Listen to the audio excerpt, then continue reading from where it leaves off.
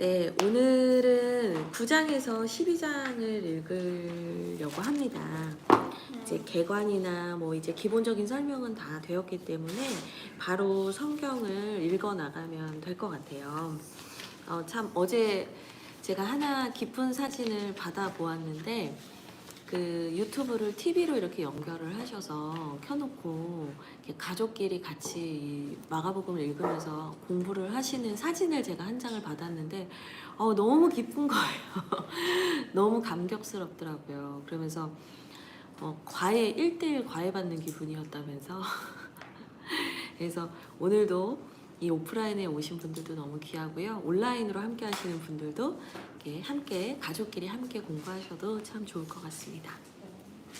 네, 오늘 9장을 읽으려고 합니다. 9장은 갈릴리에서 있었던 사역을 마지막으로 담고 있는 장이다라고 생각하시면 되고요. 10장부터는 이제 상경기 복문이라고 해서 예루살렘으로 올라가는 이야기들이 시작이 됩니다. 네, 그래서 오늘 9장 읽기 시작하겠습니다. 같이 읽겠습니다. 시작. 또 그들에게 이르시되 내가 진실로 너희에게 이르노니 여기서 있는 사람 중에는 죽기 전에 하나님의 나라가 권능으로 임하는 것을 볼 자들도 있느니라 하시니라. 예수 읽겠습니다. 엿새 후에 예수께서 베드로와 야고보와 요한을 들이시고 따로 높은 산에 올라가셨더니 그들 앞에서 변형되사 그 옷이 강체가 나며 세상에서 빨래하는 자가 그렇게 희게 할 수 없을 만큼 매우 희어졌더라. 이에 엘리야가 모세와 함께 그들에게 나타나 예수와 더불어 말하거늘 베드로가 예수께 고하되 라비여 우리가 여기 있는 것이 좋사오니 우리가 초막셋을 짓되 하나는 주를 위하여 하나는 모세를 위하여 하나는 엘리야를 위하여 하사이다 하니 이는 그들이 몹시 무서워하므로 그가 무슨 말을 할지 알지 못함이더라. 마침 구름이 와서 그들을 덮으며 구름 속에서 소리가 나되 이는 내 사랑하는 아들이니 너희는 그의 말을 들으라 하는지라. 문득 둘러보니 아무도 보이지 아니하고 오직 예수와 자기들 뿐이었더라. 그들이 산에서 내려올 때 예수께서 경고하시되 인자가 죽은 자 가운데서 살아날 때까지는 본 것을 아무에게도 이르지 말라 하시니 그들이 이 말씀을 마음에 두며 서로 문의하되 죽은 자 가운데서 살아나는 것이 무엇일까 하고 이에 예수께 묻자와 이르되 어찌하여 서기관들이 엘리야가 먼저 와야 하리라 하나이까. 이르시되 엘리야가 가여 먼저 와서 모든 것을 회복하거니와 어찌 인자에 대하여 기록하기를 많은 고난을 받고 멸시를 당하리라 하였느냐. 그러나 내가 너희에게 이르노니 엘리야가 왔을 때 기록된 바와 같이 사람들이 함부로 대우하였느니라 하시니라. 이에 그들이 제자들에게 와서 보니 큰 무리가 그들을 둘러싸고 서기관들이 그들과 더불어 변론하고 있더라. 온 무리가 곧 예수를 보고 매우 놀라며 달려와 문안하거늘 예수께서 물으시되 너희가 무엇을 그들과 변론하느냐. 무리 중에 하나가 대답하되 선생님 말 못하게 귀신 들린 내 아들을 선생님께 데려왔나이다. 귀신이 어디서든지 그를 잡으면 거꾸러져 거품을 흘리며 이를 갈며 그리고 파리해지는지라. 내가 선생님의 제자들에게 내쫓아 달라 하였으나 그들이 능히 하지 못하더이다. 대답하여 이르시되 믿음이 없는 세대여 내가 얼마나 너희와 함께 있으며 얼마나 너희에게 참으리요. 그를 내게로 데려오라 하시매 이에 데리고 오니 귀신이 예수를 보고 곧 그 아이로 심히 격렬을 일으키게 하는지라. 그가 땅에 엎드러져 구르며 거품을 흘리더라. 예수께서 그 아버지에게 물으시되 언제부터 이렇게 되었느냐 하시니 이르되 어릴 때부터니이다. 귀신이 그를 죽이고 불과 물에 자주 던졌나이다. 그러나 무엇을 하실 수 있거든 우리를 불쌍히 여기사 도와주옵소서. 예수께서 이르시되 할 수 있거든이 무슨 말이냐. 믿는 자에게는 능히 하지 못할 일이 없느니라 하시니 곧 그 아이의 아버지가 소리질러 이르되 내가 믿나이다. 나의 믿음 없는 것을 도와주소서 하더라. 예수께서 무리가 달려와 모이는 것을 보시고 그 더러운 귀신을 꾸짖어 이르시되 말 못하고 못 듣는 귀신아 내가 내게 명하노니 그 아이에게서 나오고 다시 들어가지 말라 하시매 귀신이 소리 지르며 아이로 심히 경련을 일으키게 하고 나가니 그 아이가 죽은 것 같이 되어 많은 사람이 말하기를 죽었다 하나 예수께서 그 손을 잡아 일으키시니 이에 일어서니라. 집에 들어가심에 제자들이 조용히 묻자오되 우리는 어찌하여 능히 그 귀신을 쫓아내지 못하였나이까. 이르시되 기도 외에는 다른 것으로는 이런 종류가 나갈 수 없느니라 하시니라. 그곳을 떠나 갈릴리 가운데로 지날새 예수께서 아무에게도 알리고자 아니하시니 이는 제자들을 가르치시며 또 인자가 사람들의 손에 넘겨져 죽임을 당하고 죽은 지 3일 만에 살아나리라는 것을 말씀하셨기 때문이더라. 그러나 제자들은 이 말씀을 깨닫지 못하고 묻기도 두려워하더라. 가버나움에 이르러 집에 계실새 제자들에게 물으시되 너희가 길에서 서로 토론한 것이 무엇이냐 하시되 그들이 잠잠하니 이는 길에서 서로 누가 크냐 하고 쟁론하였음이라. 예수께서 앉으사 12제자를 불러서 이르시되 누구든지 첫째가 되고자 하면 무사람의 끝이 되며 무사람을 섬기는 자가 되어야 하리라 하시고 어린아이 하나를 데려다가 그들 가운데 세우시고 안으시며 제자들에게 이르시되 누구든지 내 이름으로 이런 어린아이 하나를 영접하면 곧 나를 영접함이요 누구든지 나를 영접하면 나를 영접함이 아니요 나를 보내신 이를 영접함이니라. 요한이 예수께 여짜오되 선생님 우리를 따르지 않는 어떤 자가 주의 이름으로 귀신을 내쫓는 것을 우리가 보고 우리를 따르지 아니함으로 금하였나이다. 예수께서 이르시되 금하지 말라. 내 이름을 의탁하여 능한 일을 행하고 나를 비방할 자가 없느니라. 우리를 반대하지 않는 자는 우리를 위하는 자니라. 누구든지 너희가 그리스도에게 속한 자라 하여 물 한 그릇이라도 주면 내가 진실로 너희에게 이르노니 그가 결코 상을 잃지 않으리라. 또 누구든지 나를 믿는 이 작은 자들 중 하나라도 실족하게 하면 차라리 연자 맷돌이 그 목에 매어 바다에 던져지는 것이 나으니라. 만일 내 손이 너를 범죄하게 하거든 찍어버리라. 장애인으로 영생에 들어가는 것이 두 손을 가지고 지옥 곧 꺼지지 않는 불에 들어가는 것보다 나으니라. 만일 내 발이 너를 범죄하게 하거든 찍어버리라. 다리 저는 자로 영생에 들어가는 것이 두 발을 가지고 지옥에 던져지는 것보다 나으니라. 만일 내 눈이 너를 범죄하게 하거든 빼어버리라. 한 눈으로 하나님의 나라에 들어가는 것이 두 눈을 가지고 지옥에 던져지는 것보다 나으니라. 거기에서는 구더기도 죽지 않고 불도 꺼지지 아니하느니라. 사람마다 불로써 소금 치듯함을 받으리라. 소금이 좋은 것이로되 만일 소금이 그 맛을 잃으면 무엇으로 이를 짜게 하리요. 너희 속에 소금을 두고 서로 화목하라 하시니라. 아멘. 네, 저희가 9장을 읽었는데요. 이 9장에서 나오는 첫 번째 사건이 있습니다. 이게 뭐냐면 예수님께서 그 제자 몇몇을 데리고 산에 올라가서 따로 높은 산에 올라가셨다라고 말을 하시죠.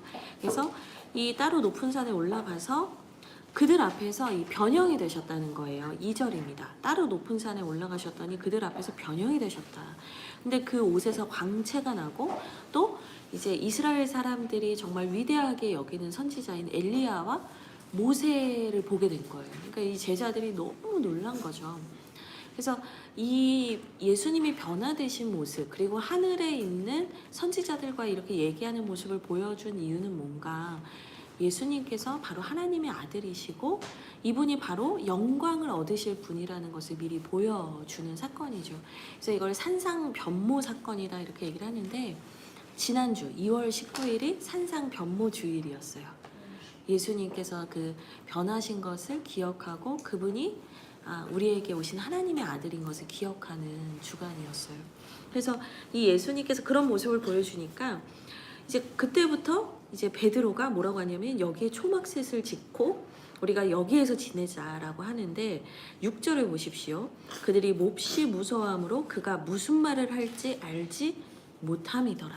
그러니까 지금 뭘 알고 얘기하는 게 아니라 뭐 거의 정신이 없는 중에 본인도 얼떨떨하게 막 이 소리 저 소리를 했던 거죠. 근데 그들을 둘러싸면서 구름이 덮으면서 하늘에서 소리가 납니다. 이는 내 사랑하는 아들이니 너희는 그의 말을 들으라. 그러니까 베드로는 지금 이 상황이 뭔지 사실 우왕좌왕하고 있는데 하늘에서 소리가 들려서 이는 내 사랑하는 아들이라고 선언을 해주는 거예요. 근데 유사한 장면이 떠오르시죠. 예수님께서 세례 받으실 때에도 이 하늘에서 음성이 들렸습니다. 그래서 예수님께서 하나님의 아들이시요 또 우리를 위하여서 고난 받으시고 죄에서 구원하실 메시아라는 것을 분명히 보여주신 사건입니다. 네, 그래서 이 12절에 보면은 엘리야는 그러면 먼저 와야 하는 거 아닙니까? 이런 얘기를 하니까 12절에 그 엘리야가 왔을 때 사람들이 함부로 대했다라는 예수님이 그 얘기도 해주시는데 이 엘리야가 누구를 비유하는 거냐면 세례 요한을 의미하는 거죠. 그래서 이 세례 요한이 미리 와서 그 메시아의 오시기를 선포했던 것을 다시 한번 확인시켜 주시는 거예요. 그리고 나서는 이제 산에서 내려오는데 이제 산 밑으로 왔더니 제자들하고 막 수많은 사람들이 웅성웅성거리면서 난리가 난 거예요. 그래서 왜 그런가 봤더니 귀신 들린 아들을 좀 고쳐달라는 사람이 예수님을 찾아왔는데 예수님이 산에 가셔서 없으니까 그 제자들에게 이 귀신 좀 내쫓아달라고 한 거예요. 근데 이제 제자들이 막 노력을 했는데 귀신이 나가질 않고 너희는 왜 못 쫓아? 막 하면서 이제 막 싸움까지 논쟁까지 난 상황이었어요. 그러니까 19절 보시죠. 예. 믿음이 없는 세대여 내가 얼마나 너희와 함께 있으며 얼마나 너희에게 참으리요 이렇게 말씀을 하세요.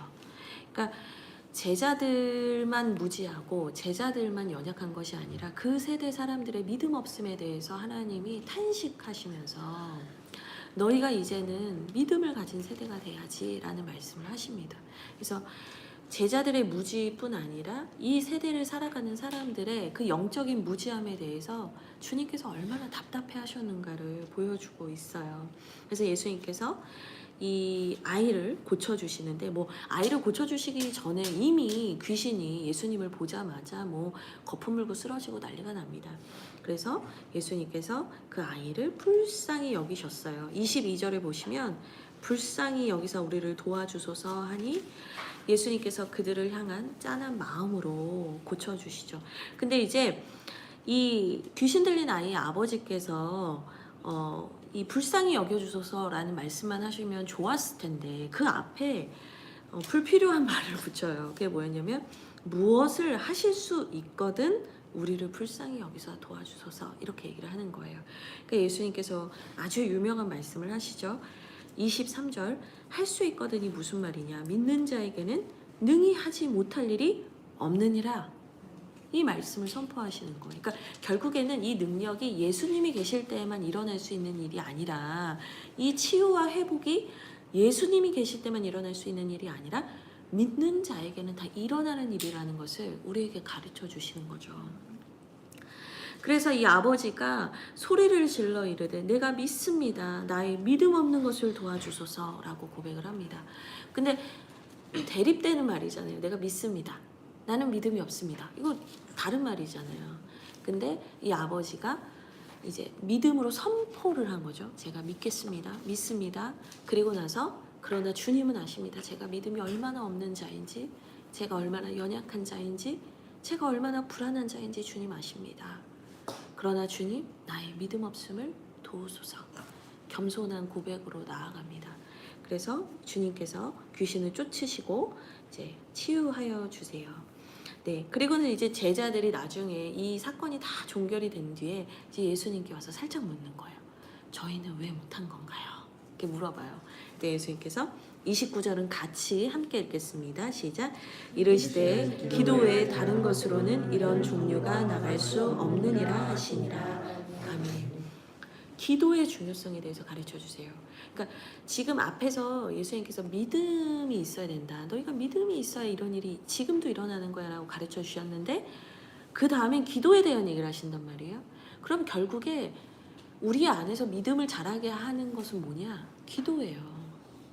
우리는 기도를 통해서 하나님을 만나고 하나님의 음성을 듣고 기도를 통해서 영적인 눈이 열리고 기도를 통해서 우리의 믿음이 자라요. 그래서 어떻게 보면 이런 겁니다. 말씀은 잘 먹어야 돼요. 근데 기도는 뭐냐면 이 말씀을 흡수시키는 과정이라고 저는 생각해요. 그래서 말씀과 기도는 짝이 되어야 하고 또 함께 할 수 있다면 찬양을 함께 하면서 그것을 우리가 하나님께 감사를 올려드리는 훈련을 하는 게 중요하죠. 근데 이게 바로 뭐냐? 가정 예배예요. 예, 말씀 한 구절이라도 읽고 같이 기도하고 그리고 그 우리의 감사의 마음을 담아서 하나님을 높여드리는 거, 그게 가정 예배입니다. 네, 여튼 그렇게 해서 예수님께서 또 기적을 보이시고 나서 직후에 바로 이 예수님께서 이제 얼마 후면 십자가에 달려 죽으시고 고난 받으실 것에 대해서 그리고 부활하실 것에 대해서 예고를 하십니다. 이거는 사실 9장 31절의 그 순환 예고라고 하는데요. 9장 31절은 줄을 거두시면 좋겠어요. 이건 순환 예고라고 하는데 어제 지난 시간에 우리 최병화 목사님과 함께 읽었던 8장에서 8장 31절에도 순환 예고가 나와요. 그래서 이 8장 31절을 첫 번째 순환 예고라고 하고요. 9장 31절을 두 번째 순환 예고라고 합니다. 제가 읽어드릴게요. 제자들에게 가르치시며 또 인자가 사람들의 손에 넘겨져 죽임을 당하고 죽은 지 3일 만에 살아나리라는 것을 말씀하셨다. 그러니까 예수님께서 이미 죽으시고 부활하실 것에 대해서 제자들에게 두 번이나 말씀하신 거예요. 그러니까 나는 이 일을 위해서 왔다. 나는 이 일을 행할 것이다. 라는 예고를 계속 해주신 거죠. 그런데 32절입니다. 그러나 제자들은 이 말씀을 깨닫지 못하고 묻기도 두려워하더라. 여전히 제자들은 깨닫지 못해요. 이 제자들의 무지, 제자들의 연약함에 대해서 마가복음은 정말 꾸준히 말해요. 제자들은 이 말씀을 깨닫지 못했기 때문에 두려워했다. 저는 이 말씀이 이렇게 보이더라고요. 그러니까 결국에는 우리가 하나님의 말씀을 깨닫지 못하면 내 눈에 보이는 것을 곧이곧대로 믿게 되고 우리는 두려움에 사로잡히게 돼요. 제가 이 말씀을 묵상하면서 떠올랐던 성경이 하나 더 있는데 열왕기하 6장의 말씀이에요. 이 열왕기하 6장을 보면 무슨 사건이 있냐면 아람 왕이 이제 이스라엘을 침략을 해서요 둘렀어요. 포위를 해요. 포위를. 그래서 이제 뭐 여러 번 이스라엘을 이제 어떻게 보면은 침략하려고 이제 준비를 하는데 엘리사로 인해서 이 이스라엘이 그 위기를 이제 넘어가는 거예요.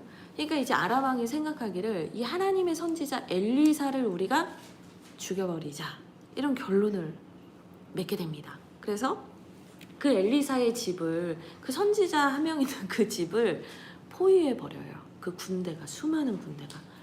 그러니까 그 엘리사의 그 종이 막 무서워 떨면서 이제 우리 큰일 났다, 우리 다 죽었다고 막 덜덜덜덜덜 떨게 돼요. 근데 그때 엘리사가 너는 이게 안 보여? 라고 하면서 그 종의 눈을 열어서 영적인 세계를 보게 하는데 영적인 눈이 탁 열리고 나니까 그 종의 눈에 뭐가 보이냐면 아람의 군대가 자기를 둘러싸고 있는 것만 보이는 게 아니라 천군 천사가 더 많이 둘러싸고 있는 걸 딱 보여주시는 거예요. 그러니까 제가 오늘 이 말씀을 읽는데 그 열왕기하 말씀이 떠오르더라고요. 하나님이 나와 함께 하시고 그 하나님께서 나에게 장차 베푸실 은혜가 무엇인지를 알게 되면 내가 눈에 보이는 것에 의해서 두려워 떨지 않게 돼요. 그러니까 지금 제자들이 깨닫지 못하기 때문에 두려워하는 거예요. 그래서 여러분이 말씀을 읽으시면서 기도하실 때 계속 이렇게 기도하시면 좋겠어요. 하나님 저에게 깨닫는 은혜를 더해 주십시오. 하나님 저의 눈을 열어 주십시오. 그래서 저로 하여금 담대케 하여 주십시오. 이런 기도를 하시면 좋겠습니다. 그리고 나서 참 이런 예수님은 계속 지속적으로 가르쳐 주시고 이들을 깨닫게 하시려고 계속 끊임없이 말씀하시는데 제자들은 계속 봉창을 두드립니다. 34절에 이들이 길에서 서로 누가 크냐 하고 싸움이 납니다.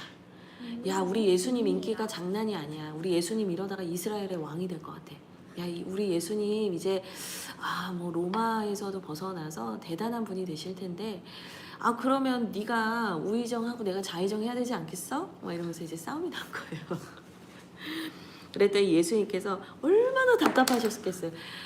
얘들아, 내가 지금 십자가에 달린다고 대놓고 말해주는데도 니들은 누가 크냐고 그러고 싸우는 거야. 그러면서 35절 우리 같이 읽겠습니다. 시작. 예수께서 앉으사 12제자를 불러서 이르시되 누구든지 첫째가 되고자 하면 무사람의 끝이 되며 무사람을 섬기는 자가 되어야 하리라 하시고. 그러니까 너희가 정말 큰 자가 되기를 원한다면 너희는 가장 낮은 자리로 가야 돼. 근데 이게 나중에 이 복음서를 읽는 교회 성도들에게 얼마나 위로가 됐을까요? 우리가 하늘에서 큰 자가 되기 위해서 이 땅에서 고난당하는 것을 기뻐할 수 있어야 해 라고 그들은 읽었을 거예요. 하늘에서 정말 큰 자, 하나님의 아들이 우리를 위해서 고난받으신 것을 기억하면서 섬기신 것을 기억하면서 우리도 그분을 따라 살아야 해. 예, 성도들은 그런 고백을 했을 거예요. 그러면서 이 어린아이 하나를 데려다가 그들 가운데 세우시면서 축복하십니다. 그러면서 누구든지 나를, 이 아이를 영접하면 누구든지 나를 영접하는 것이다.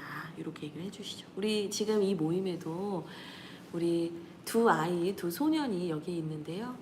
하나님께서 어린아이들을 너무 기뻐하셨어요. 너무 축복하셨어요. 그리고 오늘 특별히 이제 새학기 맞이 안수기도를 할 예정인데 두 사람을 향해서 저희가 기쁨으로 축복하면서 기도하도록 할 겁니다. 네, 여튼 이렇게 여전히 이제 핵심은 뭐냐면 예수님은 계속적으로 말씀하시나 제자들은 깨닫지 못하는 답답한 상황이 계속됩니다. 이제 10장을 함께 읽도록 하겠습니다. 예수께서 거기서 떠나 유대의 지경과 요단강 건너편으로 가시니 무리가 다시 모여들거늘 예수께서 다시 전례대로 가르치시더니 바리새인들이 예수께 나와 그를 시험하여 묻되 사람이 아내를 버리는 것이 옳으니까 대답하여 이르시되 모세가 어떻게 너희에게 명하였느냐 이르되 모세는 이혼 증서를 써주어 버리기를 허락하였나이다. 예수께서 그들에게 이르시되 너희 마음이 완악함으로 말미암아 이 명령을 기록하였거니와 창조 때로부터 사람을 남자와 여자로 지으셨으니 이러므로 사람이 그 부모를 떠나서 그 둘이 한 몸이 될지니라. 이러한즉 이제 둘이 아니요 한 몸이니 그러므로 하나님이 짝지어 주신 것을 사람이 나누지 못할지니라 하시더라. 집에서 제자들이 다시 이 일을 물으니 이르시되 누구든지 그 아내를 버리고 다른 데에 장가드는 자는 본처에게 간음을 행함이요 또 아내가 남편을 버리고 다른 데로 시집가면 간음을 행함이니라. 사람들이 예수께서 만져주심을 바라고 어린아이들을 데리고 오매 제자들이 꾸짖거늘 예수께서 보시고 노하시어 이르시되 어린아이들이 내게 오는 것을 용납하고 금하지 말라. 하나님의 나라가 이런 자의 것이니라. 내가 진실로 너희에게 이르노니 누구든지 하나님의 나라를 어린아이와 같이 받아들이지 않는 자는 결단코 그곳에 들어가지 못하리라 하시고 그 어린아이들을 안고 그들 위에 안수하시고 축복하시니라. 예수께서 길에 나가실새 한 사람이 달려와 꿇어앉아 묻자오되 선한 선생님이여 내가 무엇을 하여야 영생을 얻으리이까. 예수께서 이르시되 네가 어찌하여 나를 선하다 일컫느냐. 하나님 한 분 외에는 선한 이가 없느니라. 내가 계명을 하나니 살인하지 말라, 간음하지 말라, 도둑질하지 말라, 거짓 증언하지 말라, 속여 빼앗지 말라, 내 부모를 공경하라 하였느니라. 그가 여짜오되 선생님이여 이것은 내가 어려서부터 다 지켰나이다. 예수께서 그를 보시고 사랑하사 이르시되 내게 아직도 한 가지 부족한 것이 있으니 가서 내게 있는 것을 다 팔아 가난한 자들에게 주라. 그리하면 하늘에서 보화가 내게 있으리라. 그리고 와서 나를 따르라 하시니 그 사람은 재물이 많은 고로 이 말씀으로 인하여 슬픈 기색을 띠고 근심하며 가니라.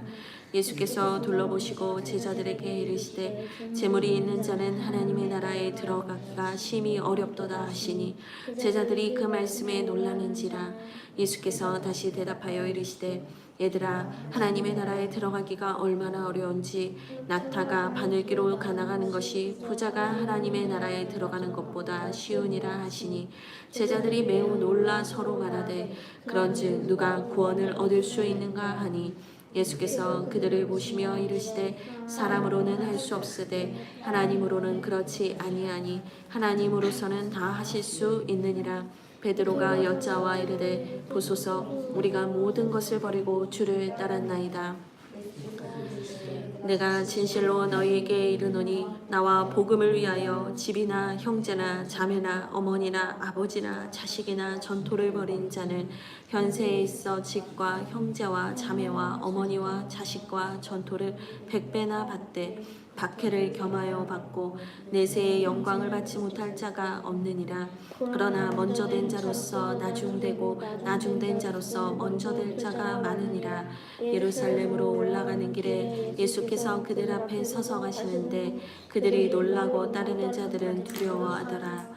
이에 다시 12 제자를 들이시고 자기가 당할 일을 말씀하여 이르시되 보라, 우리가 예루살렘에 올라가노니 인자가 대제사장들과 서기관들에게 넘겨짐에 그들이 죽이기로 결의하고 이방인들에게 넘겨주겠고 그들은 능욕하며 침뱉으며 채찍질하고 죽일 것이나 그는 3일 만에 살아나리라 하시니라. 세베대의 아들 야고보와 요한이 주께 나와 여짜오되 선생님이여 무엇이든지 우리가 구하는 바를 우리에게 하여 주시기를 원하옵나이다. 이르시되 너희에게 무엇을 하여 주기를 원하느냐.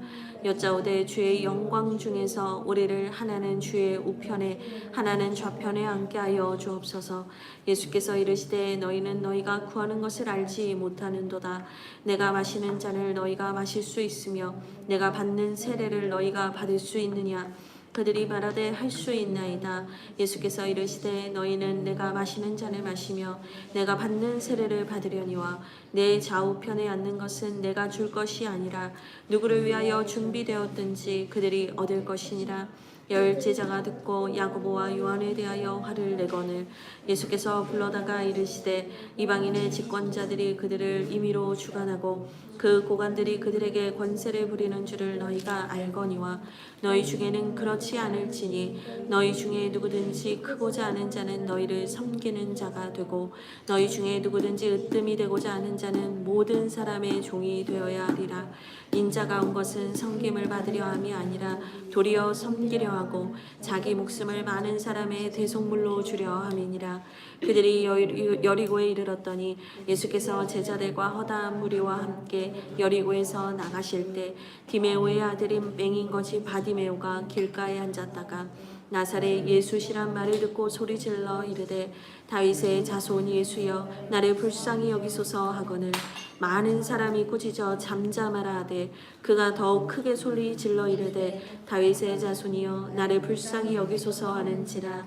예수께서 머물러 서서 그를 부르라 하시니 그들이 그 맹인을 부르며 이르되 안심하고 일어나라. 그가 너를 부르신 다음에 맹인이 겉옷을 내버리고 뛰어 일어나 예수께 나오거늘 예수께서 말씀하여 이르시되 내게 무엇을 하여 주기를 원하느냐. 맹인이 이르되 선생님이여 보기를 원하나이다.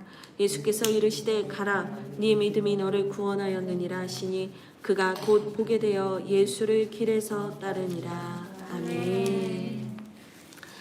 네, 이제 10장부터는 본격적으로 예수님께서 십자가를 지시기 위해서 예루살렘으로 향해서 가는 상경기가 시작이 됩니다. 그래서 1절에 보면 예수님께서 갈릴리에서 떠나, 그러니까 거기서 떠나라고 되어 있는데 갈릴리에서 떠나 유대 지경과 요단강 건너편으로 이제 가시게 된 겁니다.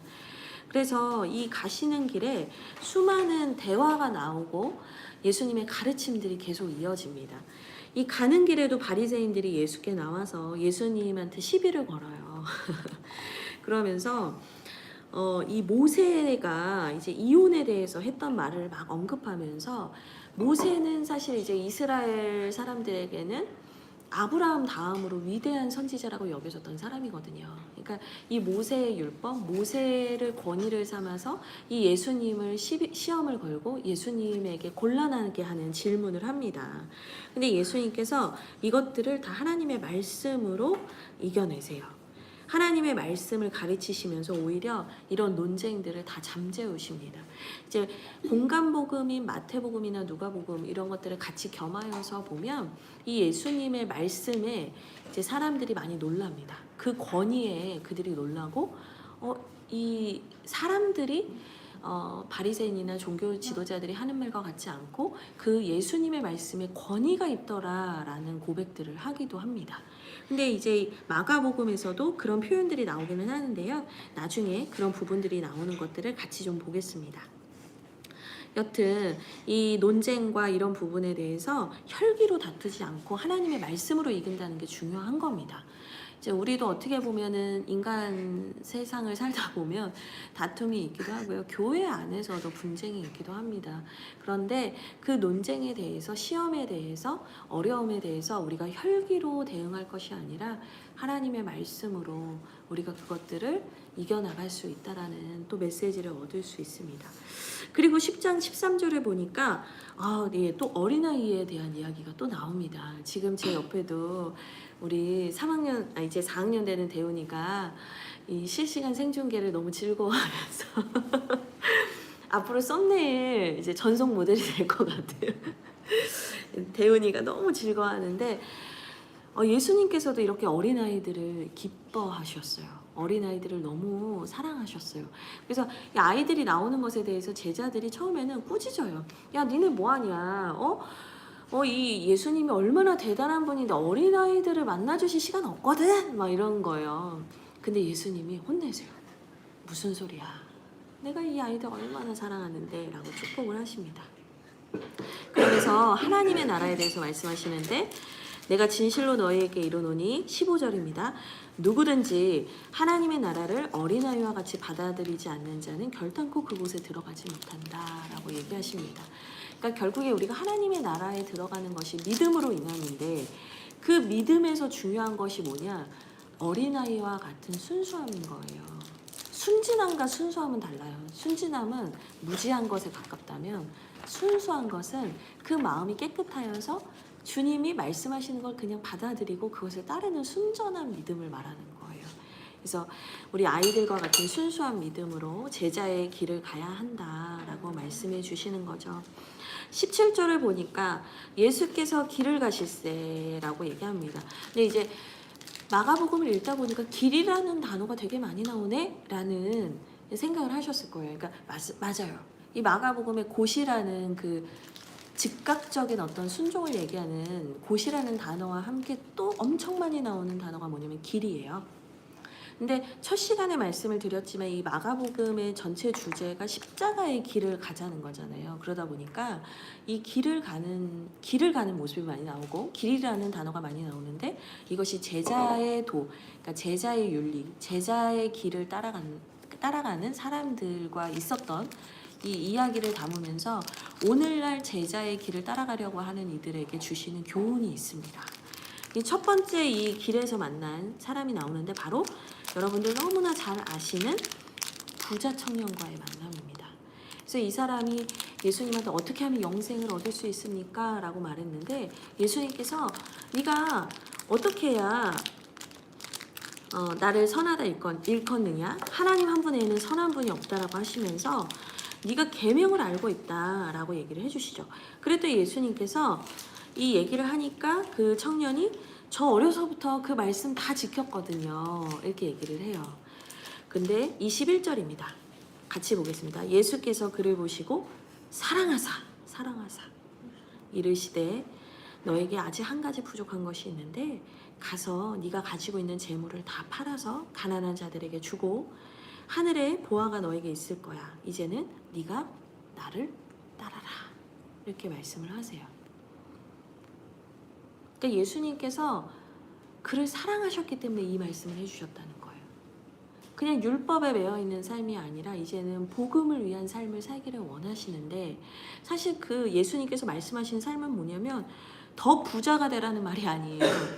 네 재산을 불리는 법을 가르쳐줄게. 네가 세상에서 유명해지는 법을 가르쳐줄게. 너에게 돈 버는 법을 가르쳐줄게가 아니라 네가 가지고 있는 걸 팔으래요. 그러면 이제 보통은 이게 무슨 사랑하는 거야 이럴 수 있는데 예수님께서 그를 사랑하시기 때문에 이 말씀을 주셨다는 거예요. 그러니까 결국에는 돈으로 인해서 우리가 내가 가지고 있는 것으로 인해서 내가 안정감을 누리는 것으로 인해서 우리가 복음의 길을 따라가지 못하고 예수님을 따라가지 못한다면 그것이 더 불행한 일이라는 거예요. 그러니까 우리가 살면서 먹고 사는 일들이 중요하긴 하지만요. 우리에게 진짜 불행은 우리가 가진 것이 없는 것이 아니라 예수님의 길을 따라갈 수 없는 것이에요.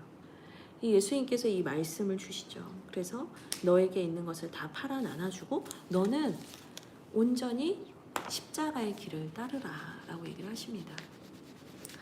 그래서 어떻게 보면 고난의 길일 수도 있지만 그것이 하늘의 보화를 쌓는 길이고 그것이 예수님을 따르는 길이고 그것이 친정 우리를 사랑하시는 하나님의 축복이 숨겨져 있는 길이라는 것을 예수님께서 말씀해 주고 계세요. 근데 22절에 이 사람은 재물이 많은 고로 이 말씀으로 인하여 슬픈 기색을 띠고 근심하며 갔다라고 얘기를 합니다. 그래서 이 길을 가시는 중에 만난 사람인데 그 예수님이 가시는 길, 제자의 길을 그는 따라가지 못하고 돌아갔다는 거죠. 그래서 이게 오늘 우리에게도 말씀해 주시는 메시지가 있어요. 너희가 가고 싶은 길은 무슨 길이야? 예수님을 닮고 예수님의 길을 가고 싶은 거야? 아니면 네가 이것도 가지고 저것도 가지면서 너의 욕심을 위해서 사는 그 길을 가고 싶은 거냐? 주님이 한편으로는 오늘 우리에게도 물으시는 것 같습니다. 그래서 29절에 예수께서 이르시되 내가 진실로 너희에게 이르노니 나와 복음을 위하여 그 안에는 무엇이든 들어갈 수 있어요. 뭐 집이나 형제나 자매나 어머니나 아버지나 자식이나 전토 여기를 그냥 가로를 쳐두세요. 여기에는 무엇이든지 다 들어갈 수 있어요. 근데 나와 복음을 위하여 이 모든 것을 버린 자는 주님이 주시는 축복을 받게 됩니다. 그런데 그 축복에는 박해를 겸하여 받는다라는 얘기를 합니다. 근데 이게 무슨 말이냐면 십자가 다음에 부활의 영광이 있는 거잖아요. 십자가 없이는 부활이 없어요. 그러니까 그 하나님의 축복을 위해서는 우리가 감내해야 할 코스트가 있다는 거예요. 헌신해야 될 것이 있다는 거예요. 그래서 그것이 십자가의 길이라는 것을 예수님은 분명히 말씀해 주고 계세요. 그러니까 예수님을 더 많이 따르게 하려고 허황된 허위 광고를 하시지 않아요. 정확하게 예수님이 가실 길을 알려주시고 정확하게 예수님이 가실 길을 따라오라고 말씀하십니다. 그리고 나서 순한 예고를 세 번째로 하십니다. 33절, 34절인데 제가 읽어드릴게요. 보라, 우리가 예루살렘에 올라가노니 인자가 대제사장들과 서기관들에게 넘겨지매 그들이 죽이기로 결의하고 이방인들에게 넘겨주겠고 그들은 능욕하며 침뱉으며 채찍질하고 죽일 것이나 그는 3일 만에 살아나리라. 다시 한번 말씀해 주세요. 내가 가려는 것은 십자가의 길이다. 이렇게 얘기를 해주세요. 그런데도 제자들은 여전히 답답합니다. 세베대의 아들인 야고보와 요한이 예수님을 찾아와서 저희가 예수님의 오른편과 왼편에 서게 해주십시오라고 하면서 다시 자기들의 출세길을 이제 딜을 해요. 근데 예수님이 예전에는 그냥 설명만 해주셨는데 되게 무서운 얘기를 하세요. 너 내가 마시려는 잔이 뭔 줄 알아? 너 내가 받는 세례가 뭔 줄 알아? 이렇게 물어보세요. 근데 이 잔이라는 게 뭐냐면 고난을 의미해요. 주여 내게서 이 잔을 피하게 하소서 이런 게 논하시잖아요. 그러니까 이 십자가의 고난이란 말이에요. 그러니까 제가 너 내가 당할 고난과 이걸 아니야. 근데 얘네들이 막 하겠다. 그래도 하겠다. 그래도 하겠다. 막 그래요. 그러니까 이제 예수님이 얘기하시죠. 39절. 네가 내 오른편에 있을지 왼편에 있을지는 모르겠지만 39절에 너희는 내가 마시는 잔을 마시며 내가 받는 세례를 받을 거다. 여러분 여기서 우리가 입조심을 해야 된다는 걸 깨닫게 됩니다. 뭐냐면 야고보와 요한 사도가 이 말씀대로 돼요. 그러니까 사도 중에 예루살렘 교회에서 사도 중에 첫 번째 순교자가 야고보예요. 그리고 제일 마지막에 죽은 사람이 요한이에요. 오른쪽과 왼쪽에 앉게 해달라고 했는데 그들이 시작과 끝이 돼요. 그래서 야고보가 가장 먼저 순교를 하고 요한이 사도 중에 가장 마지막에 죽음으로 그 사도 시대의 시작과 끝이 돼요. 근데 먼저 죽은 분은 뭐 순교할 때 뭐 그런 거 생각하고 돌아가시진 않았겠지만 어쨌든 이제 사도들이 순교하게 될 것을 보여주는 첫 번째 사람이 됐고 요한은 얼마나 외로웠겠어요. 자기 친구들, 가까웠던 교회 동역자들 다 죽고 사라지는데 자기는 끝까지 남아서 그 교회를 지킨 거예요. 요한계시록까지 남기고 이제 가셨잖아요. 그러니까 이 두 형제가 보아너게 그 천둥과 번개의 아들이라 불릴 만큼 혈기를 부리고 자기의 성과를 부리던 이 두 형제가 결국에는 하나님 나라의 순교의 역사의 시작과 끝을 마무리하게 됩니다. 그래서 우리가 하나님께 말씀을 뭔가 할 때 서원할 때 삼가 조심해야 된다라는 생각을 하게 되면서 네. 쭉 그 얘기가 나오고요. 그리고 45절에 줄을 치시면 좋겠습니다. 예. 예수님께서 그들이 서로 크고자 하는 싸움을 다시 한 걸 들으세요. 이 세베대의 아들들과 10명의 나머지 제자들이 엄청 싸워요. 그러니까 2명이 얼마나 성격이 대단했을까 싶어요. 10명하고 막 맞붙어 싸워요. 뭐 내가 뭘 잘못했어 뭐 이러면서 싸우겠죠. 그러니까 예수님이 그걸 보다 못해서 45절에 이 말씀을 하시는데 이 말씀이 바로 마가복음의 주제 말씀이라 하겠습니다. 10장 45절 같이 읽겠습니다.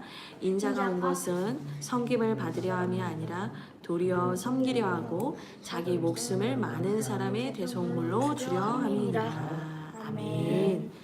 그러니까 결국 예수님께서 온 것은 섬기려 하고 자기 목숨을 많은 사람의 대속물로 주려 함이라. 근데 이 대속물로 주신다는 게 뭐냐면 대신 빚을 탕감해 준다는 의미가 있어요. 그래서 그 대신 빚을 탕감해 준다는 거, 우리의 죄값을 대신 지불하기 위해서 오신 분이라는 거예요. 그러니까 생각해 보면 예수님께서 왜 인간이 되셨는가? 하나님의 아들인 그분이 왜 인간이 되셨는가를 생각해 보면 예수님께서는 죽기 위해서 인간이 되셨다. 하나님은 죽을 수가 없잖아요.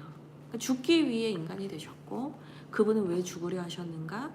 우리의 죄값을 대신 지불하기 위해서 그분은 죽기 위해서 오셨다. 그분이 인간이 되시고 십자가에서 죽으신 이유는 하나예요. 우리의 죄의 문제를 해결해 주시는 거예요. 우리가 예수님의 십자가를 생각할 때 감상에 젖어서 나를 위해서 피 흘리셨대 눈물 짓는 게 중요한 것이 아니라 내가 얼마나 죄인인가를 더 깊이 알아가고 그 죄의 무게를 다 견디신 예수 그리스도께 경배와 찬양을 올려드리는 것이 너무나 중요합니다. 우리 11장을 읽을 텐데요. 읽으실 때 지금 이제 우리 집중하는 게 쉽지가 않아요. 그쵸? 근데 그래도 이 자리에서 잠잠히 있어주세요. 네, 부탁해요. 우리 11장 같이 읽겠습니다. 그들이 예루살렘에 가까이 와서 감람산 벳바게와 베다니에 이르렀을 때 예수께서 제자 중 둘을 보내시며 이르시되 너희는 맞은편 마을로 가라. 그리로 들어가면 곧 아직 아무도 타보지 않은 나귀 새끼가 메어 있는 것을 보리니 풀어 끌고 오라. 만일 누가 너희에게 왜 이렇게 하느냐 묻거든 주가 쓰시겠다 하라. 그리하면 즉시 이리로 보내리라 하시니 제자들이 가서 본즉 나귀 새끼가 문 앞거리에 메어 있는지라. 그것을 푸니 거기 서 있는 사람 중 어떤 이들이 이르되 나귀 새끼를 풀어 무엇하려느냐 하매 제자들이 예수께서 이르신 대로 말하매 이에 허락하는지라.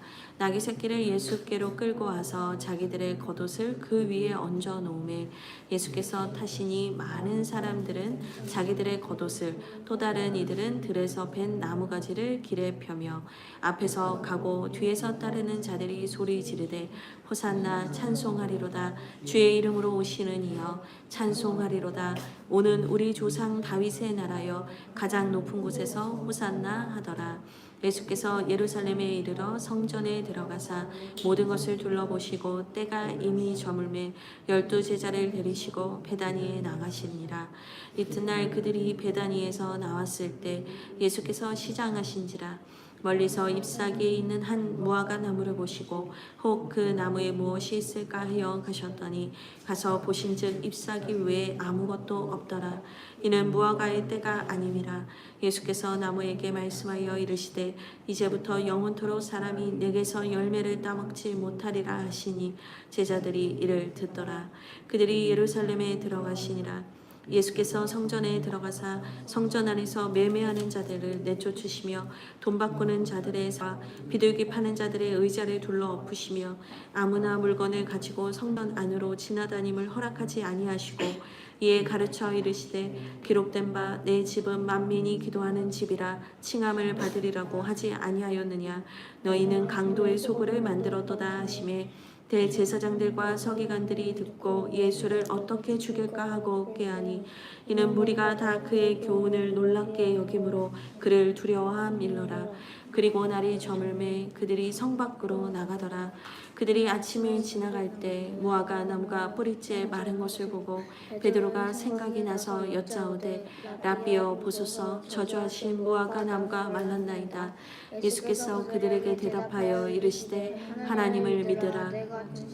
너희에게 이르노니 누구든지 이 산더러 들리어 바다에 던져지라 하며 그 말하는 것이 이루어질 줄 믿고 마음에 의심하지 아니하면 그대로 되리라. 그러므로 내가 너희에게 말하노니 무엇이든지 기도하고 구하는 것은 받은 줄로 믿으라. 그리하면 너희에게 그대로 되리라. 서서 기도할 때 아무에게나 혐의가 있거든 용서하라. 그리하여야 하늘에 계신 너희 아버지께서도 너희 허물을 사하여 주시리라 하시니라. 그들이 다시 예루살렘에 들어가니라. 예수께서 성전에서 거니실 때 대제사장들과 서기관들과 장로들이 나와 이르되 무슨 권위로 이런 일을 하느냐? 누가 이런 일할 권위를 주었느냐? 예수께서 이르시되 나도 한 말을 너희에게 물으리니 대답하라. 그리하면 나도 무슨 권위로 이런 일을 하는지 이르리라. 요한의 세례가 하늘로부터냐 사람으로부터냐 내게 대답하라. 그들이 서로 의논하여 이르되 만일 하늘로부터라 하면 어찌하여 그를 믿지 아니하였느냐 할 것이니 그러면 사람으로부터라 할까 하였으나 모든 사람이 요한을 참 선지자로 여김으로 그들이 백성을 두려워하는지라. 이에 예수께 대답하여 이르되 우리가 알지 못하노라 하니 예수께서 이르시되 나도 무슨 권위로 이런 일을 하는지 너희에게 이르지 아니하리라 하시니라. 아멘. 네, 이제 예루살렘은 11장은 예루살렘에 이제 딱 도착하신 부분부터 시작이 됩니다. 그래서 1절에 예루살렘에 가까이 이르러서 이제 예수님께서 예루살렘 성으로 입성을 하시는데 그냥 들어가시지 않고요. 갑자기 제자들한테 들어가면 아무도 타지 않았던 나귀 새끼가 있을 건데 그 나귀 새끼를 가져오라는 거예요. 근데 사실 저희가 생각하면 아니 갔을 때 나귀 새끼 없으면 어떡하나 그리고 그 나귀 새끼 주인이 뭐라고 하면 어떡하나 막 여러 가지 생각이 들어요. 근데 이 제자들이 그냥 가서 그 나귀 새끼를 풀어서 데리고 오니까 사람들이 그거 왜 가지가 물어봅니다. 근데 주께서 쓰시겠다 하고 데리고 오죠. 그러니까 여기서 우리가 생각할 수 있는 게 뭐냐면 제자의 길을 간다는 건 예수님의 십자가의 길을 간다는 건 그러니까 내가 복잡한 생각, 내 염려, 내 근심 걱정을 앞세우는 것이 아니라 그 말씀에 즉각적으로 순종하는 것이 중요하다라는 말씀을 우리에게 가르쳐 줍니다. 그러니까 그거는 우리의 고민할 바가 아닌 거예요. 아니, 그 예수님께서 책임지실 바지 우리의 고민할 바가 아닌 거죠. 또 예수님께서 이렇게 나귀 새끼를 타고 들어가시는 이유는 예수님께서 그냥 심심해서 그냥 나귀 새끼밖에 없어서가 아니고 예수님께서 이 땅에 오신 겸손의 왕이시라는 것을 보여주시는 것이고 구약에 있는 말씀을 성취하시는 메시아 말씀을 성취하는 사건입니다. 그래서 그 나귀 새끼 볼품없는 그 나귀를 타고 들어오시는데 수많은 자들이 소리를 지르면서 호산나라고 외칩니다. 이 호산나라는 뜻은 여러분들이 다 아실 수 있지만 한 번 더 설명을 드리면 하나님 우리를 구원하여 주옵소서라는 의미입니다. 사실 이들이 예수님이 십자가에 못 박힐 때는 다 배신하고 등을 돌리거든요. 근데 하나님께서 이 무지한 자들의 입술을 통해서 예수님께서 무슨 일을 하실 것인가를 그들은 다 몰랐지만 그들의 입술을 통해서 선포하게 하셨다라는 것을 알 수 있습니다. 그리고 예수님께서 이제 그 성전 안에서 이튿날 베다니에서 나왔을 때 그 앞에 있는 무화과 나무를 보시게 됩니다.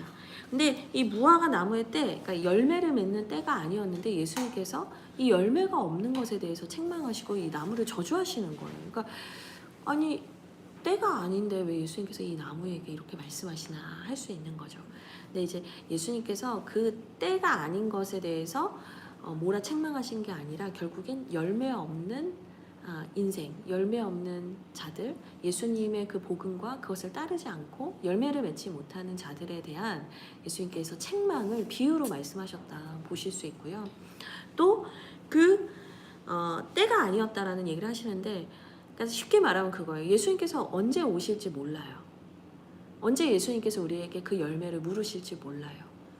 그래서 뭔가 이거를 뭐 논리적으로 생각해서 그때가 안 됐는데 열매를 맺지 못했는데 왜 이러셔, 이렇게 볼 문제가 아니라 우리에게 언제고 너희의 열매가 무엇이냐 주께서 물으실 수 있다라는 그 마라나타의 종말의 신학을 가지고 우리가 살아가야 합니다.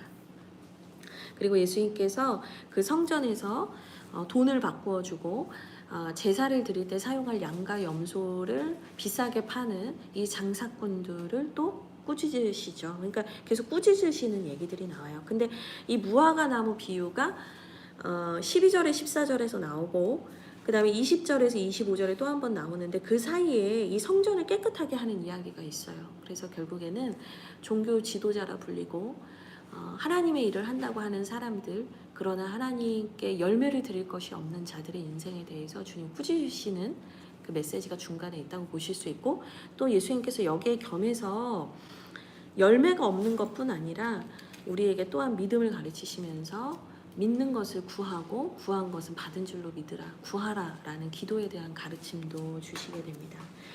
그래서 이 예수님이 예루살렘에 오셨다는 얘기를 듣고 나서는 이제 종교 지도자들이 더 술렁입니다. 원래는 처음에는 바리새인과 서기관들이 예수님을 미워했고 그 다음에는 바리새인과 헤롯 당이 결탁을 하면서 예수님을 미워했는데 11장 18절을 보면 대제사장들과 서기관들이 이렇게 나옵니다. 그러니까 이제는 성전 지도자들까지 예수님을 미워하게 이르는 거죠. 예. 그리고 나서 이들이 예수님께 계속 이제 시비를 걸게 됩니다. 27절, 11장 27절을 보시면 예수께서 성전에서 거니실 때 대제사장들과 서기관들과 장로들이 나와 이제 너는 도대체 무슨 권위로 이런 일을 하냐고 하면서 예수님에 대해서 계속적으로 공격을 하고 결국에는 이런 감정의 구조들, 갈등의 구조가 예수님을 이들이 십자가에 못 박게 될 거라는 걸 말해주고 있어요. 네, 12장 우리 같이 읽겠습니다. 시작. 예수께서 비유로 그들에게 말씀하시되 한 사람이 포도원을 만들어 산 울타리로 두르고 즙자는 틀을 만들고 망대를 지어서 농부들에게 새로 주고 타국에 갔더니 때가 이름에 농부들에게 포도원 소출 얼마를 받으려고 한 종을 보내니 그들이 종을 잡아 심히 때리고 거저 보내었거늘 다시 종을 보내니 그의 머리에 상처를 내고 능욕하였거늘 또 다른 종을 보내니 그들이 그를 죽이고 또 그 외 많은 종들도 더러는 때리고 더러는 죽인지라. 이제 한 사람이 남았으니 곧 그가 사랑하는 아들이라.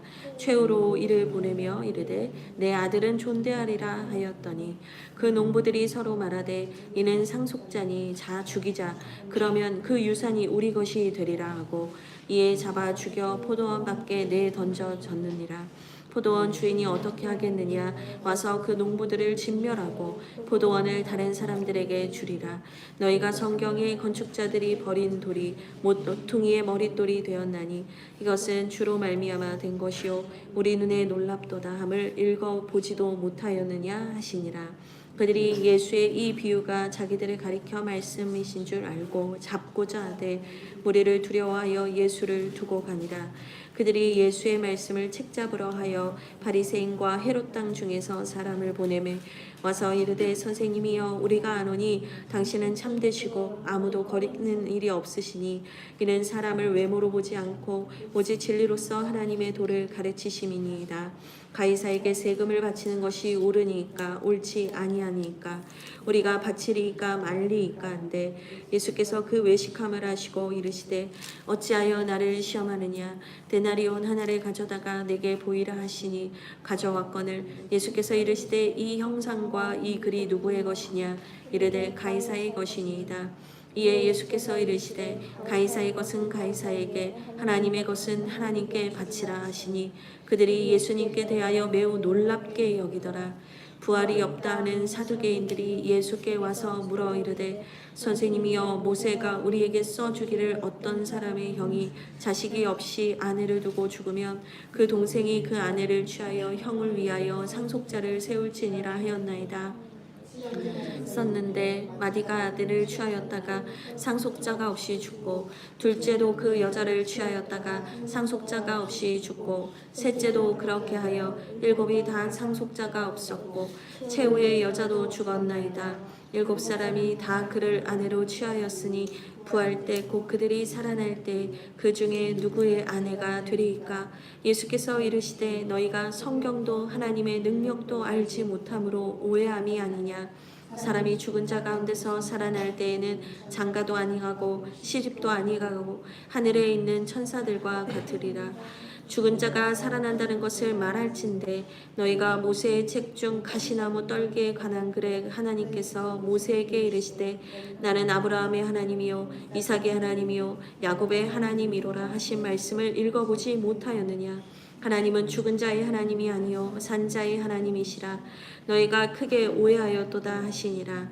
서기관 중 한 사람이 그들이 변론하는 것을 듣고 예수께서 잘 대답하신 줄을 알고 나와 묻되 모든 계명 중에 첫째가 무엇이니이까? 예수께서 대답하시되 첫째는 이것이니 이스라엘아 들으라. 주 곧 우리 하나님은 유일한 주시라. 내 마음을 다하고 목숨을 다하고 뜻을 다하고 힘을 다하여 주 너의 하나님을 사랑하라 하신 것이요 둘째는 이것이니 내 이웃을 내 자신과 같이 사랑하라 하신 것이라. 이보다 더 큰 계명이 없느니라. 서기관이 이르되 선생님이여 옳소이다. 하나님은 한 분이시요 그 외에 다른 이가 없다 하신 말씀이 참이니이다. 또 마음을 다하고 지혜를 다하고 힘을 다하여 하나님을 사랑하는 것과 또 이웃을 자기 자신을 같이 사랑하는 것이 전체로 드리는 모든 번제물과 기타 제물보다 나으니이다. 예수께서 그가 지혜 있게 대답함을 보시고 이르시되 네가 하나님의 나라에서 멀지 않도다. 예수께서 하시니 그 외에 감히 묻는 자가 없더라. 예수께서 성전에서 가르치실세 대답하여 이르시되 어찌하여 서기관들이 그리스도를 다윗의 자손이라 하느냐. 다윗이 성령에 감동되어 친히 말하되 주께서 내 주께 이르시되 내가 내 원수를 내 발 아래에 둘 때까지 내 우편에 앉아 있으라 하셨도다 하였느니라. 다윗이 그리스도를 주라 하였은즉 어찌 그의 자손이 되겠느냐 하시니 많은 사람들이 즐겁게 듣더라. 예수께서 가르치실 때 이르시되 긴 옷을 입고 다니는 것과 시장에서 문안받는 것과 회당의 높은 자리와 잔치의 윗자리를 원하는 서기관들을 삼가라. 그들은 가부의 가산을 삼키며 외식으로 길게 기도하는 자니 그 받는 판결이 더욱 중하리라 하시니라. 예수께서 헌금함을 대하여 앉으사 무리가 어떻게 헌금함에 돈 넣는가 보실세. 여러 부자는 많이 넣는데 한 가난한 가부는 와서 두 렙돈 곧 한 고드란트를 넣는지라. 예수께서 이세들을 불러다가 내가 진실로 너희에게 이르노니 이 가난한 가부는 헌금함에 넣는 모든 사람보다 많이 넣었도다. 그들은 다 풍족한 중에서 넣었거니와 이 가부는 그 가난한 중에서 자기의 모든 소유 곧 생활비 전부를 넣었느니라 하시니라. 아멘. 네, 이제 11장에서 대제사장들과 서기관들까지 예수님과 이제 갈등 구조로 심화되고 있다는 걸 말씀을 드렸어요. 그러니까 12장에서 예수님께서 갑자기 비유로 말씀을 하시는 거예요. 포도원 비유인데 이 포도원 주인이 이제 농부들에게 이 포도원을 좀 돌보라고 맡기고 타국으로 간 거예요. 그래서 이제 결산할 때가 된 거죠.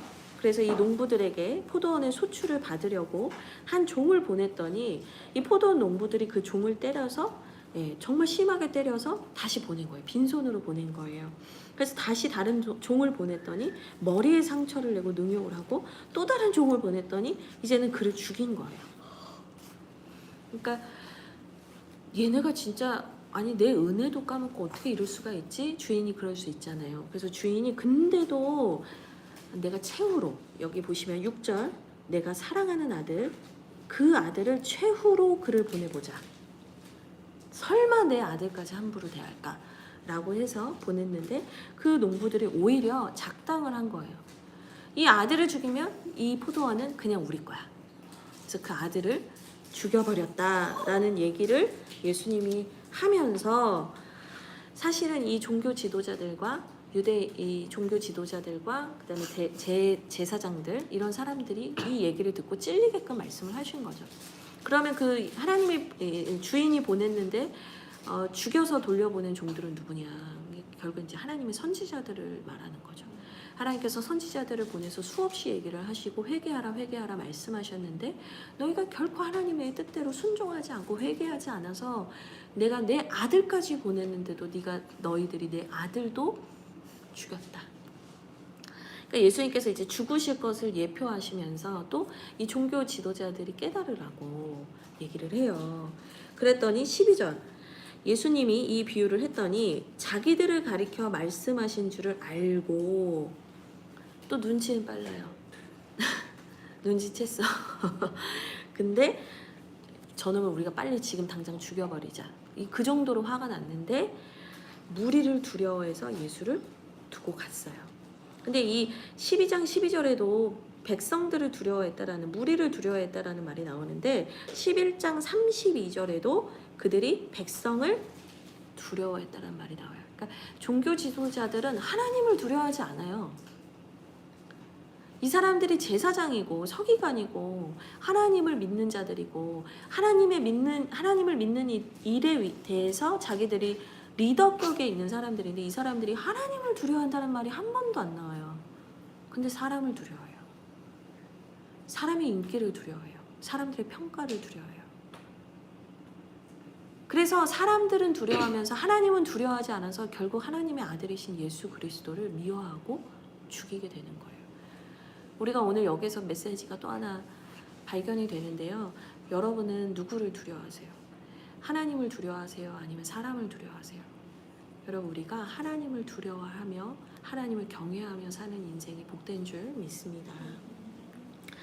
여튼 못 알아듣고 13절에서 또 책 잡으려고 예수님께 시비를 걸려고 바리새인들과 헤롯 땅도 와요. 그러니까 이제 제가 그때 이스라엘 그 팔레스타인 1세기에 있었던 이스라엘의 4대 종파를 말씀드렸잖아요. 바리새인, 사두개인, 에스네파, 그 다음에 열심당 뭐 여러 종파가 있었다는 얘기를 드렸는데 지금 총출동이에요.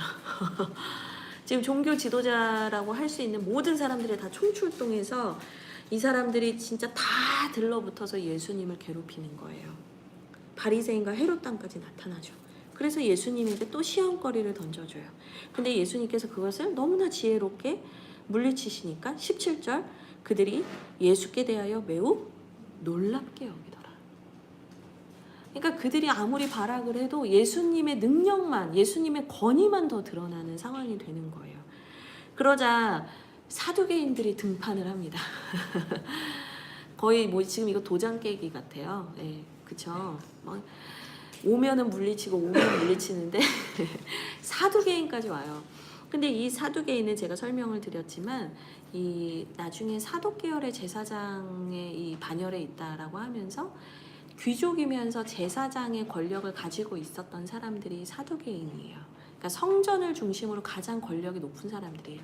근데 이 사람들은 당시에 부활이 없다고 믿었어요. 근데 바리새인은 부활이 있다고 믿었어요.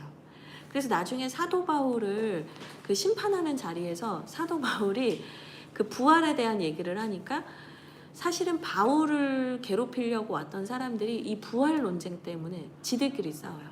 사두개인이랑 바리새인이랑 막 머리채 잡고 싸우는 일이 일어나요. 사도 바울이 그걸 알고 이제 그거를 이제 본 거죠.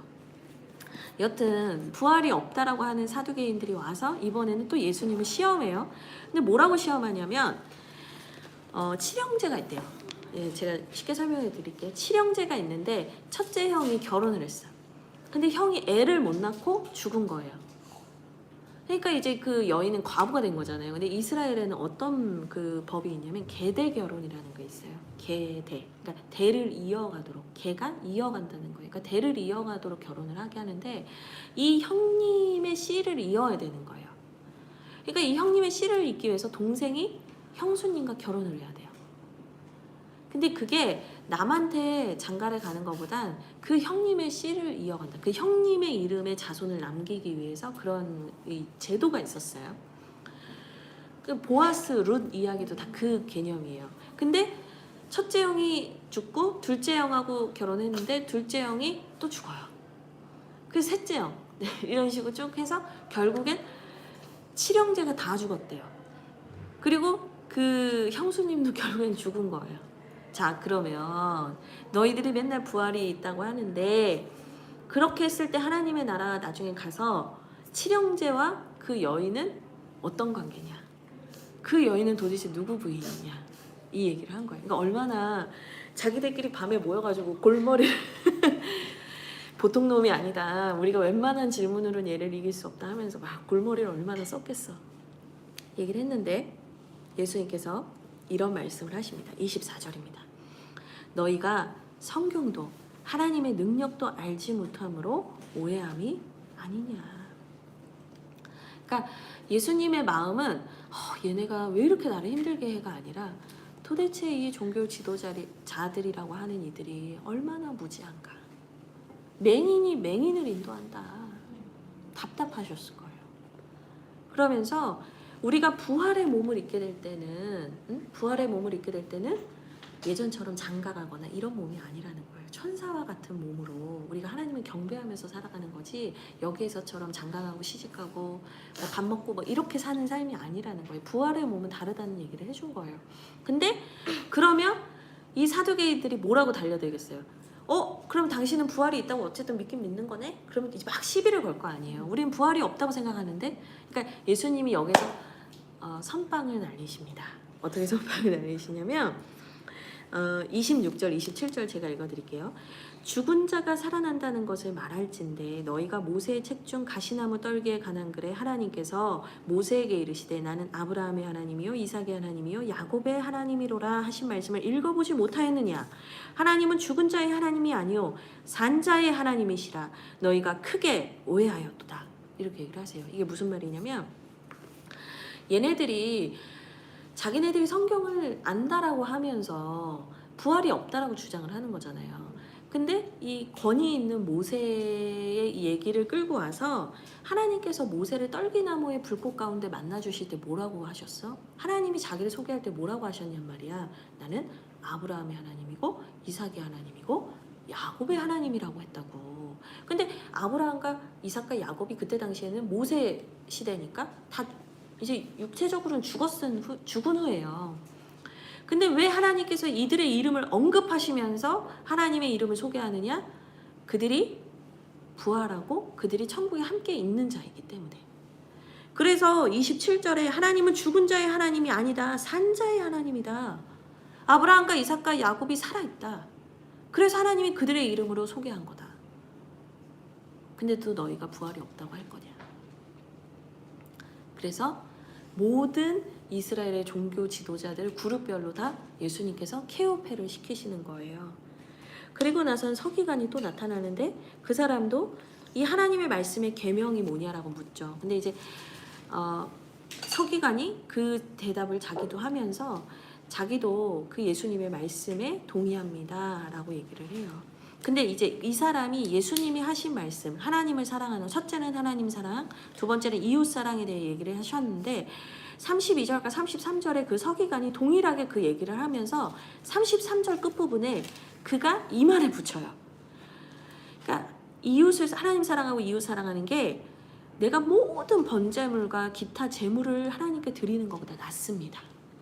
그러니까 형식적인 예배, 형식적인 제사를 드리는 것보다 하나님을 사랑하고 이웃을 사랑하는 것이 더 중요합니다 라고 얘기를 해요. 그러니까 그 하나님의 법에 담긴 정신을 이 사람이 얘기를 하는 거예요. 그러니까 예수님께서 놀라시죠. 34절. 그가 지혜 있게 대답함을 보시고 뭐라고 하시냐면 네가 하나님의 나라에서 멀지 않다. 지금 99%의 종교 지도자들은 다 이상한 얘기하고 예수님을 막 공격하고 예수님 미워하는데 이 사람은 하나님의 법의 정신을 아는 사람이구나. 이 사람은 하나님의 나라에 들어갈 수 있는 가능성이 있는 사람이구나 라고 하고 칭찬을 하신 거예요. 근데 그 다음부터는 또 여러 가지 외식하는 자들의 얘기를 하시면서 결국엔 그런 사람은 많지 않다라는 얘기를 하세요. 그리고 나서는 예수님께서 헌금에 대한 이야기를 하시는데 가난한 가부의 2렙돈, 작은 돈이지만 자신의 전부를 드린 그 가부의 모습을 보면서 예수님께서 칭찬을 하시는 얘기가 나옵니다. 그러니까 이게 왜 갑자기 이 종교 지도자들 얘기하다 이 얘기가 왜 나오나 싶으실 텐데요. 결국에는 이 핵심 가부의 이야기를 넣으신 건 뭐냐면 하나님은 외모를 보지 않으신다. 중심을 보신다는 거예요. 종교 지도자냐, 스펙이 뭐냐, 얼마나 뭐 대단한 집안의 성경 율법을 많이 아는 사람이냐가 중요한 것이 아니라 하나님께서는 그 마음을 다해서 하나님을 사랑하고 자신의 마음을 들여서 하나님을 경배하는 그 중심을 보시고 계신다라는 메시지를 남겨주십니다. 네, 오늘 말씀은 여기까지 읽도록 하고요. 저희 같이 기도할 텐데 우리 온라인으로 함께 하시는 우리 분들께서도 말씀을 읽고 덮지 마시고 오늘 말씀을 기억하면서 하나님께서 내 마음에 가장 인상 깊게 좀 감동을 주신 말씀을 붙잡고 기도하시면 좋겠습니다. 그러면 또 내일 만나겠습니다. 감사합니다.